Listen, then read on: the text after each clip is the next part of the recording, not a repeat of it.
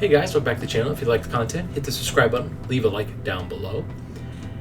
We gotta talk about the Game Awards. The nominees, I was gonna do this earlier and in a different way, but since it's getting so close, I'm just gonna do it this way. So we're gonna go look at the Game of the Year nominations, the big one, right? Because there's thousands of websites that do this, or hundreds. And I'm gonna put them in a match in WWE 2K23. What type of match? Stick around to find out what kind of match. We're going to see what 2K23 on Legend difficulty would decide to be the Game of the Year winner. Alright, so we're over here on the Game of the Year website, the Jeff Keighley Awards. And here are the nominations. We got Alan Wake 2. I have not played that yet. There's a lot of these I haven't played and some I have. So Alan Wake 2, I hear it's really good. Baldur's Gate 3. I was going to wait until it came to the Xbox Series X to play, but I'm very tempted to get it on my Steam Deck so I could play it anywhere, right? Obviously, it's out on PlayStation. I don't know. It just feels like it'd be more fun on Xbox. Plus, my brother plays on Xbox. So anyway, I'm just waiting to see how the Xbox version comes and maybe a physical edition. I might just wait for the physical edition. I've waited this long. What's a few more months? And then Spider-Man, I did play. The story in Spider-Man 2 is probably, if you've been a Spider-Man fan and you've watched all the cartoons in the 90s, heck, even the 80s one, if you watched them all throughout the 2000s, and you've played most Spider-Man games, like I've played almost every Spider-Man game from Maximum Carnage on the Super Nintendo all the way up to Spider-Man 2. I pretty much played all of them. And story-wise, this is probably the best story they've ever told in a Spider-Man game.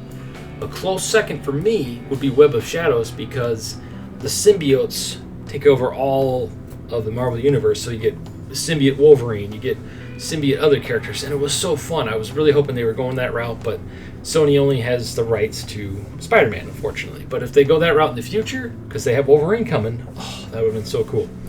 Anyway, and I hope this gets DLC. No spoilers or anything, but I hope it gets some separate Venom DLC or Black Cat DLC or something, because what's there is pretty good. My only complaint with the game is it felt like it was very padded to make it the length it was.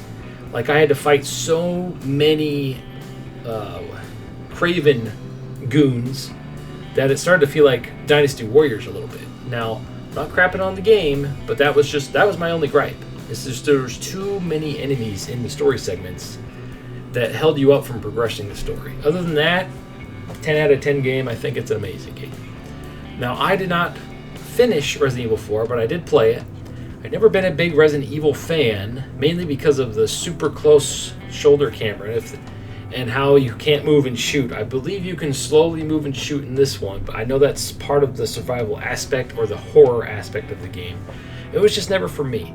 And I know this is a huge game. This is probably my brother's favorite game, so I know a lot about it because I used to watch him play it all the time back on the GameCube. He's probably beaten it about, I don't know, 100, 200 times across all the different versions of it. He loved the new one, but he said he still likes the original better because it's the original, but he really likes this one, so that's really cool, and Leon's awesome, of course. Now, Mario Brothers Wonder, I did buy it and play this. I didn't beat it yet. I got to, I want to say, the third world, and then all this other stuff keeps coming out, like, boom. I think, yeah, I went back to Spider-Man because, so I'm working on this, but what I've played so far is super fun. It feels like playing Super Mario on the Super Nintendo for the first time. Was it Super Mario World? That was such a fun game with the Yoshis, the hidden spots, the cape, the Tanuki. I don't think the Tanuki suit was in that one. Been so long. But anyway, it felt like a return to form to the original Mario formula, but with a new spin, a new twist, the elephant form, and the cool level transitions and stuff. It was just super fun so far. So eventually I'll go back to it and finish it. I'm just trying to finish all these other games. It's like, what a crazy year for games, right? And now Legend of Zelda Tears of the Kingdom. I am waiting for the Switch 2 to come out before I play this. I got the Switch pretty much in launch window. I love that thing to death, but after getting the PlayStation 5 and an Xbox Series X, it's really difficult and jarring to play games on the Switch now, because the frame rates, the graphics, all that stuff. Now, this is probably one of the better games, but I'm just waiting for that next gen version because you know they're going to do it. The game is way too big to not do it. So I'm holding off on that. I heard it's really, really good. I love the first one. I played the crap out of it. So yeah, I'm just waiting on the Switch 2 to play this game. So none of these games would be my game of the year. My game of the year, I don't know. I'd have to think about it because I play a lot of different games, but I don't finish a lot of them. So because I go back and forth, I play probably 5 to 10 games at any given moment. And if I finish a game, that means I really liked the game. Of all the games I played and actually finished this year, and I know this is going to be like, what? You're crazy. My game of the year would have to be Starfield. Out of all the ones I completed, Starfield. And yes, I say that over Spider-Man. Now, Spider-Man has a much better story. But for me, what I like to play is I like to kind of come up with my own stories in my head. And that's why I like games like Ark, Grounded, because I'm an imaginative person and I like coming up with my own stuff. So I have little stories in my head that are always going on. I should probably make games, and I do write occasionally, but just the way that world works and the interactions with stuff, the exploring was really boring. But if you just stick to the story elements and the main planets, to me that was way more fun. And this driving the spaceship, even though it was menu to menu, it's not a perfect game, but to me I had more fun with Starfield than I did with Spider-Man. That's just me though, and that is my game of the year for the few games that I actually completed this year. It would be a game called Grounded, but that game came out, what was it, last year. That's the game I've played the most this year, is Grounded. I would say 2K23, but it just feels like the same game as last year. But yeah, there's not very many games I completed this year. I'd have to make a separate video going through all the games I beat. But anyway, the whole point you're watching this video is to the next segment where we watch the match and see who 2K23 deems Game of the Year for 2023. Off to the match.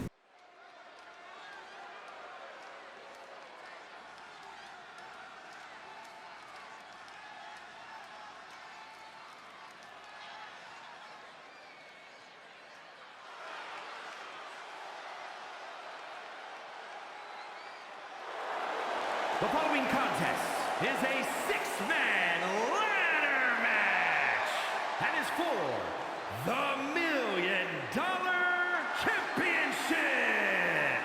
Making his way to the ring from Washington, weighing in at 180 pounds, the All-American Nightmare. Guys, this match will likely change the career of one lucky superstar moving forward. You said lucky, Michael, and I think you're right.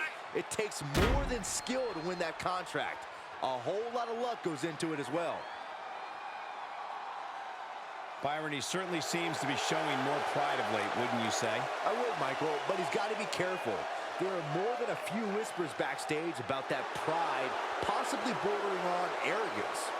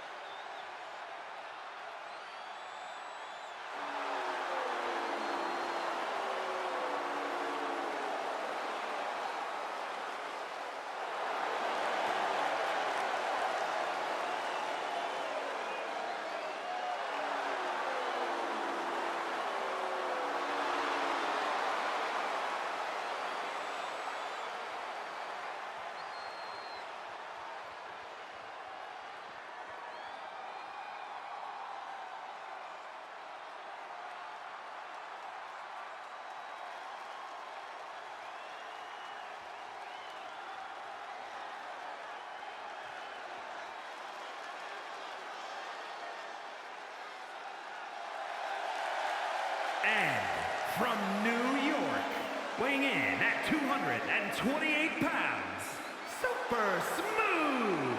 Here we go, guys. The title is hanging from the ceiling, and we're ready to get this thing underway. And I assure you that if this ladder match is anything like the one we last saw, it will not be for the weak of heart, Michael. And guys, you have to respect how much pride he has in what he does. I don't know, Michael. I understand the importance of having pride in what you do, but sometimes I think he can be a bit overbearing. I don't know if he means to be, but that's definitely how he comes across at times.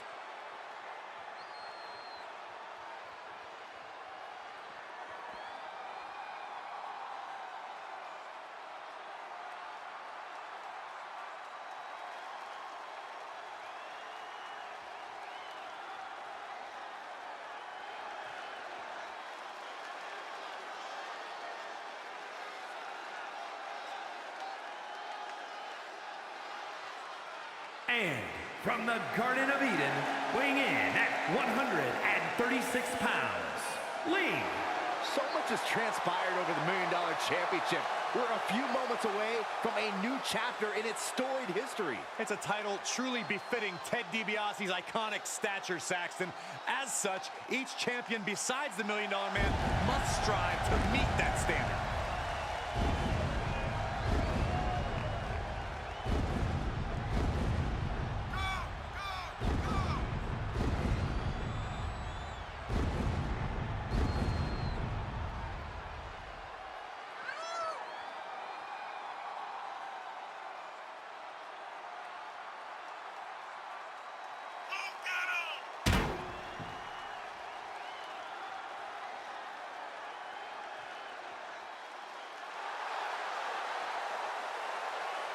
I'd say that he's among the most prideful superstars on the roster today.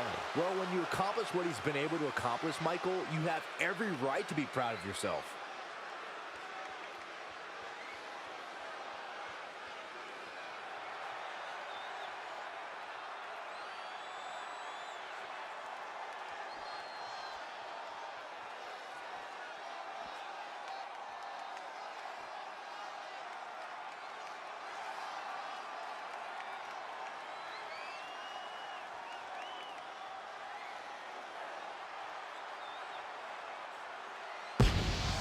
And from Brooklyn, New York, weighing in at 409 pounds, the Superstar. Ladies and gentlemen, someone's career is going to change tonight. Their life's going to be altered. Whoever can retrieve the briefcase, grab the contract to guarantee them a world title opportunity at a time of their choosing. Who will it be at Money in the Bank?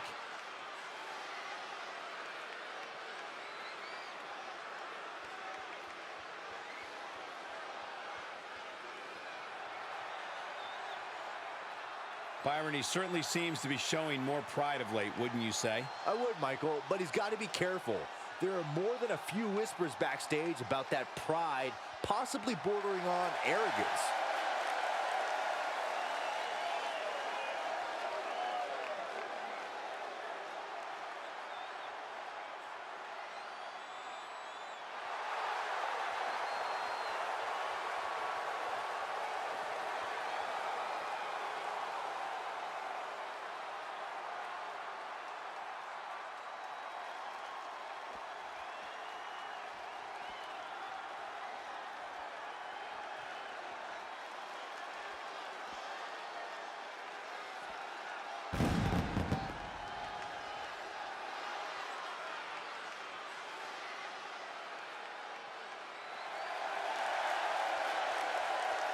And from parts unknown, weighing in at 206 pounds, Leon S. Kennedy. This is big, guys, as the Money in the Bank contract is on the line here tonight. Which means that statistically, the winner of this match will likely go on to become champion.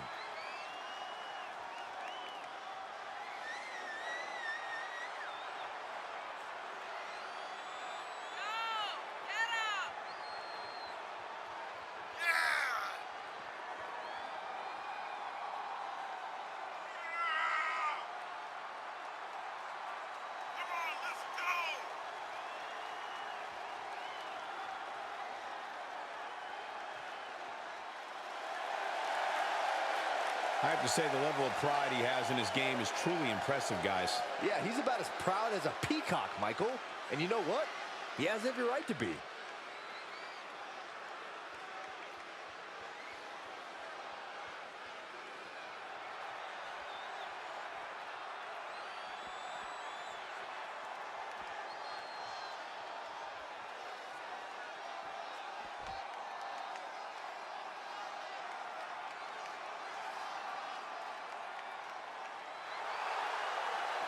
And from New York, weighing in at 163 pounds, the Superstar. Ladies and gentlemen, the title will be hanging high above the ring here tonight in what promises to be an incredible ladder match. As we've seen in the past, the ladder will likely become more than just a set of steps used to reach the championship. There's a good chance we'll see it used as a weapon as well. And guys, you have to respect how much pride he has in what he does. I don't know, Michael. I understand the importance of having pride in what you do, but sometimes I think he can be a bit overbearing. I don't know if he means to be, but that's definitely how he comes across at times.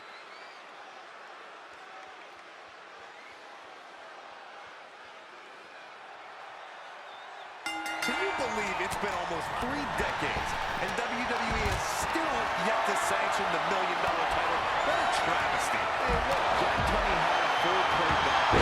It's been left back at Ted DiBiase's estate for years at a time. High-profile match here tonight might finally make this title legit. We'll just have to see. He'll take things into the ring. He's one step ahead there. And he's pulled the ring apron up, looking under there for something.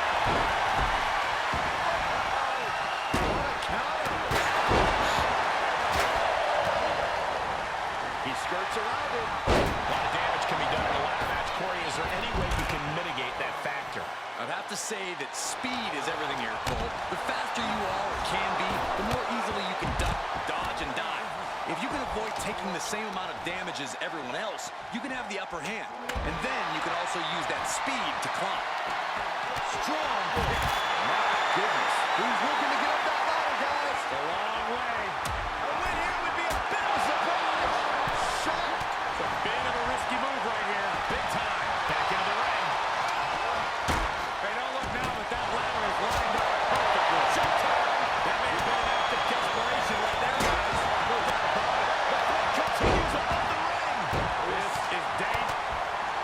The sleeper is cinched in, and you can see little by little. There's trouble here.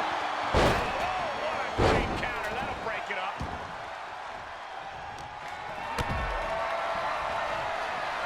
Outside of the ring now.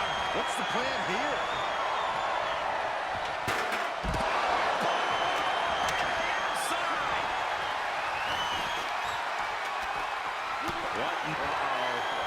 Vertical suplex.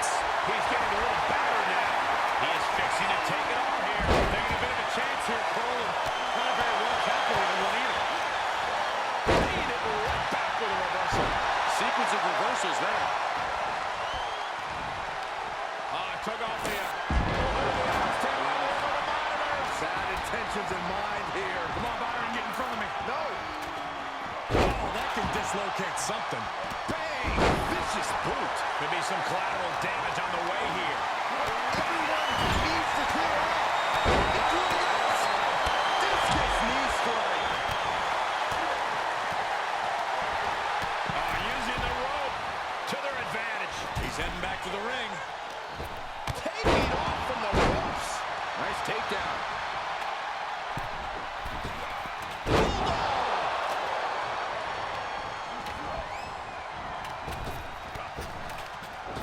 Brutal boot. Getting him into the corner. He's returning fire. Ooh, what a damaging blow. He's ejected from the ring. He leaves the ring and there's no countouts in this one. Great power. Inverted suplex. Quick takedown there. Oh, colliding with the barricade. Oh, Conrad. Oh, no, no, no. We're going to see something else. Powerbomb. Saw it coming. Quick exchange, reversing the reversal. Hoisted up. Whipped over in a snap suplex. Harlem side kick. Sit out, slam moves into the ring. He reverses it. He's taking this to the floor now. There's some power behind that punch. Taking this outside. This could be good. Outside the ring now. He has no need to rush. Strong right forearm. Oh, meet the backside of an elbow. Perhaps looking for some kind of equalizer here. He is revving up the engine. He's not going to let anything stop him. Oh, I hope they back up. They're getting too close for comfort. Well, no one's paying attention to you, Saxton. They're too busy beating the tar out of each other. Connecting with the Falcon Arrow. He's looking for an implement of destruction under the ring. And this match will head back to the ring. The counter. Heads out and he has all the time he wants. And this one might be from ringside. Great reversal. Punch.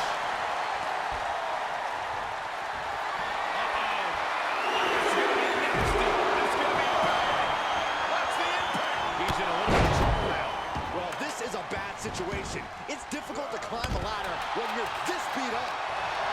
Quickly slips behind into the corner. Planted down across the back.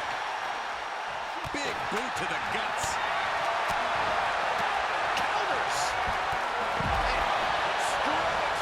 This match is spilled out to the ringside area. And as we can see, tension's really running high now.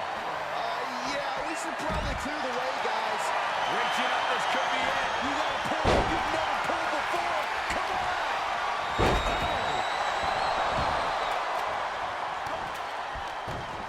Monkey flip. Boom. Looking worse for wear on the corner now. Oh my God. Saw it coming and got out of there. Both superstars showing great awareness of their opponent's repertoire. Oh, look at the knees. He led to the ring. A roaring thunder into a stomp. Jarring European uppercut. Oh, right in there. Getting tossed. There's the crucifix. Nicely done. He's outside the ring now. Hope he's got a plan. Oh, impressive counter. And now he's standing it right up in the middle of the ring. Right where it needs to be. Oh, rear super kick. From behind. Nasty. Back straight into the post on the outside. Big opportunity here, guys. This could be a turning point. This upper. We got a new champion. Unbelievable.